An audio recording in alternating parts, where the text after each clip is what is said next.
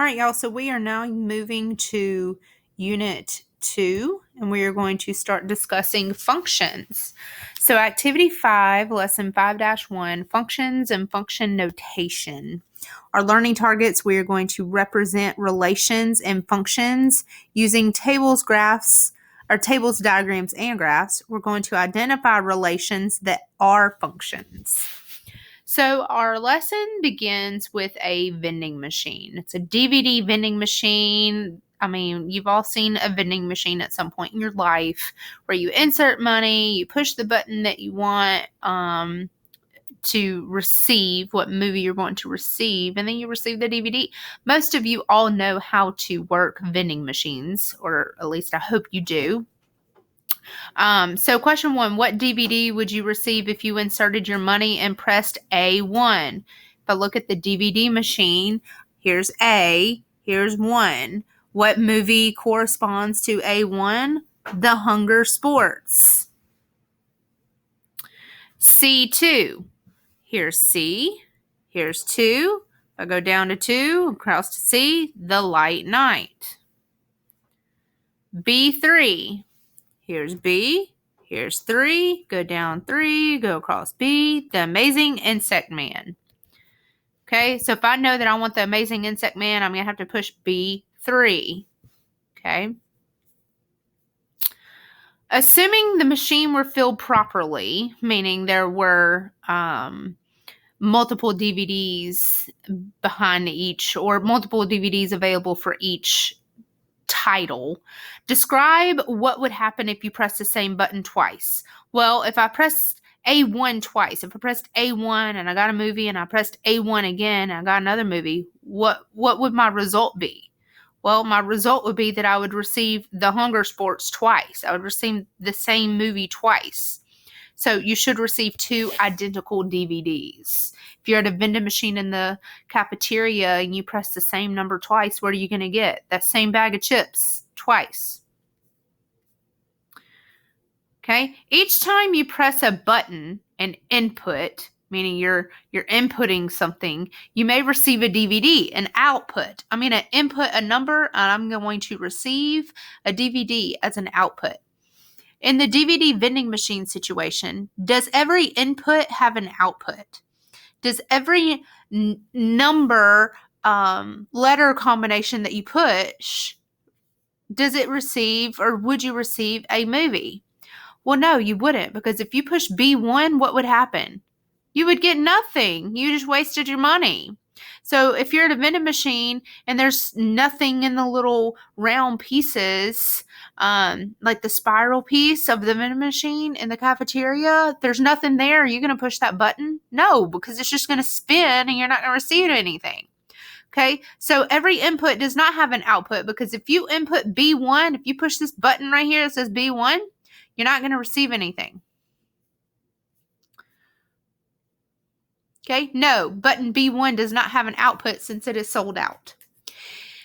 Number 4, each combination of input and output can be expressed as a mapping. When written input with an arrow to the right, output, for example, B2 arrow, The Amazing Insect Man, write as mappings each of the following combinations of buttons pushed and DVDs received in the vending machine.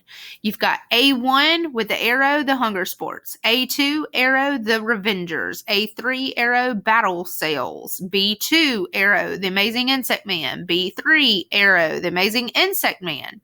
C1 arrow, The Dependables. C2 arrow, The Light Night. C3 arrow, The Light Night. Okay, a mapping is a visual representation of a relation in which an arrow associates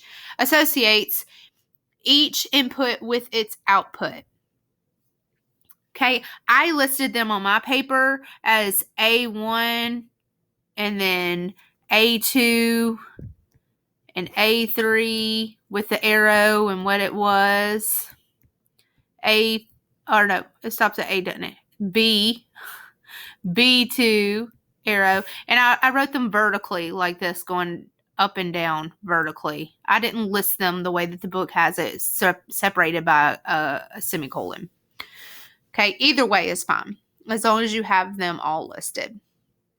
Create a table to illustrate how the inputs and the outputs of the vending machine are related. So it just simply is asking you to put the information into a table that looks like this.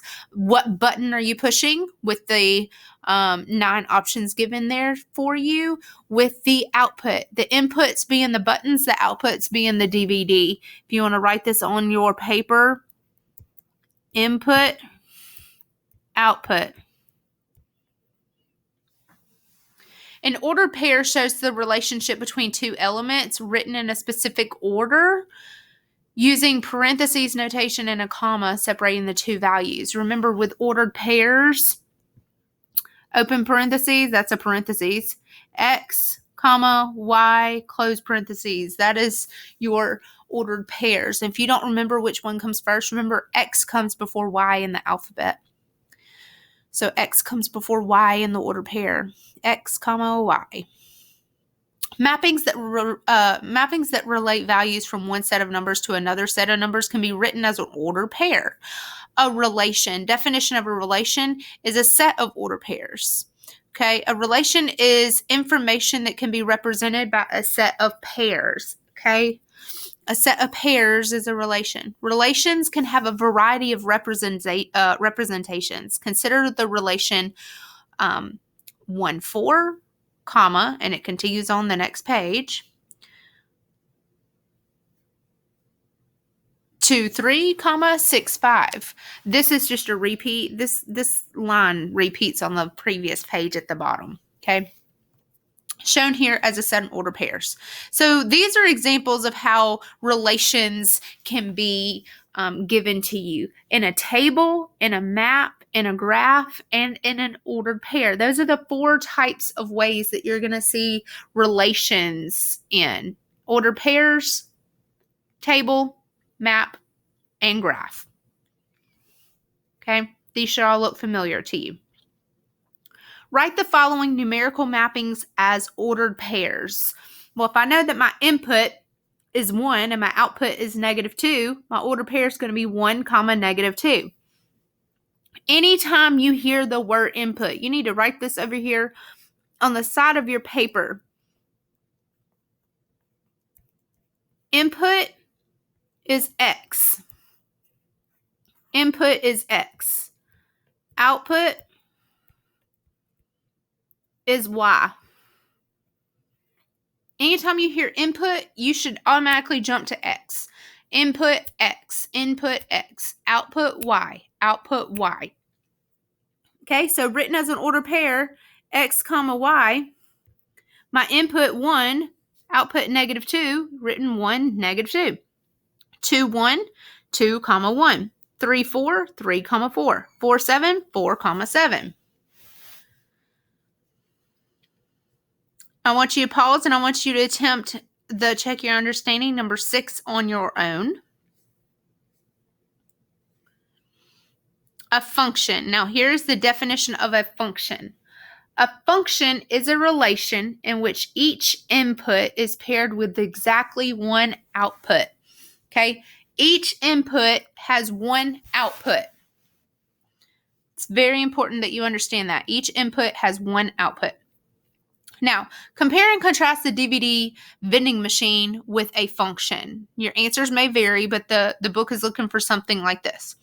The vending machine represents and resembles a function because each input, each button that you press, has at most one output, one DVD. Okay, so if you press any button that's on that vending machine, you're going to get one DVD.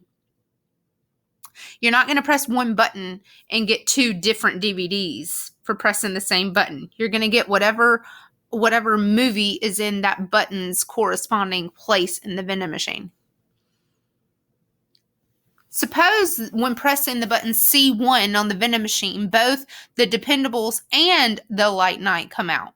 So you press one button, but you got 2 different movies.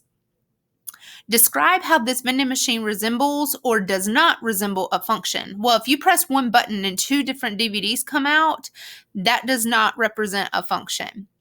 Such a vending machine would not resemble a function because one input, C1, yields two different outputs, the dependables and the light night. And a function cannot, keyword cannot, a function cannot have an input with more than one output. It's just not possible. So each input only has one output. Each X value only has one Y value. Imagine a machine where you input an age and the machine gives you the name of anyone who is that age. Compare and contrast this machine with a function and explain by using examples and create a representation of the situation.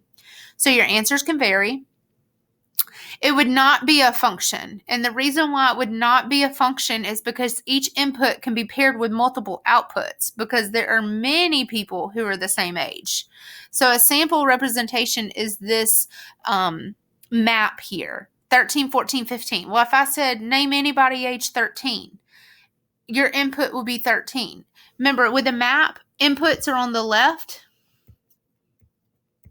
outputs are on the right. And that's for all mapping. So if I said your input's 13, how many people in the world are 13? Or how many people in this map? Who on this map is 13? Well, that can be Megan and Joe. So this would not be a function because this input 13 goes to two different Y values, two different outputs. Okay, the same for 15. 15 goes to four different ones. Okay, the 14 is okay because the 14 only goes to one. So if you're looking at a map, each number on the left can only go to one, or each whatever item on the left can only point to one item on the right. Now, if this was reversed, and let's say you had 13 and 14 both,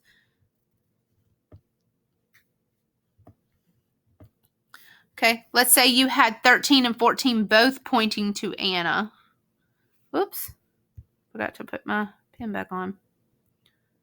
Let's say you had 13 and 14 pointing to both Anna, and these were not pointing anywhere. It had 13 to Anna, 14 to Anna. That would be okay because 13 is only going to one output and 14 input is only going to one. Even though they're the same, that's fine. Create an example of a situation, math or real life, that behaves like a function and another that does not behave like a function, and explain why you chose each example to fit the category. So behaves like a function. Now, yours can vary. Could be literally anything. Each item in a store has just one price assigned to it, meaning each item in the store only has one price. I'm not going to go in and find the same item with two different prices. Well, that you're going to be asking for the smaller price, obviously, the lower price. But you're going to go in and all the jars of mayonnaise, mayo mayonnaise, are all the same price. Okay, all of the packs of ham is the same price. So each item in the store has one price assigned to it. Does not behave like a function. The input of 2 gives 2 possible outputs. So this is an example of not a function because you see 2 and 2. Well, 2 is the same input, which is fine. But look here, 3 and 5. They have different outputs. Same input, different outputs. And that's not okay. So anytime that you see an X value repeating in an ordered pair and your Y values are different, not a function. Okay, X values do not repeat. X values do not repeat with different Y values. Inputs do not repeat with different outputs. Okay, determine whether the ordered pairs and equations represent functions and explain. Okay, so part A, 5, 4, 6, 3, 7, 2. Most important thing that you need to pay attention to in an ordered pair is the X values. So circle your X values. Do they repeat? No, they don't repeat. 5, 6, 7. So yes, that's a function. Part B, 4, 4, 5. So let's look at our 4s. We've got 5 and we've got 3. They are not the same. 4, 5 and 4, 3. Because our x value repeats and we have different y values, it is not a function. 5, 6, 7. Yes, function. And then part D, y equals 3x minus 5, where x represents input values and y represents output values. Yes, because every value of x will result in exactly one value for y. So no matter what I put in for x, I can put in any number for x, and I will get a different y value. Same for this one.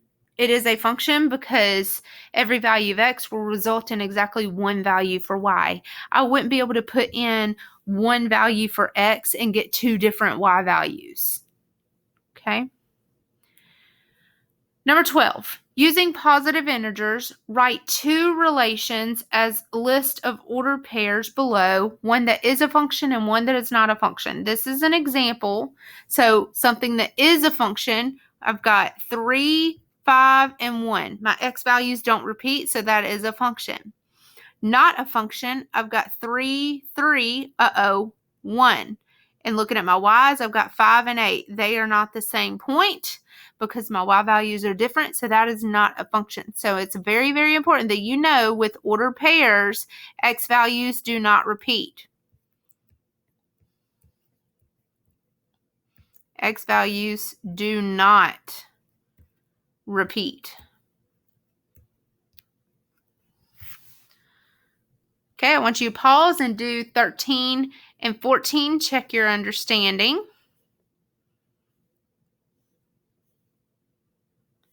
And then your homework, after you finish the check your understanding, is lesson 5-1 practice, numbers 15 through 18.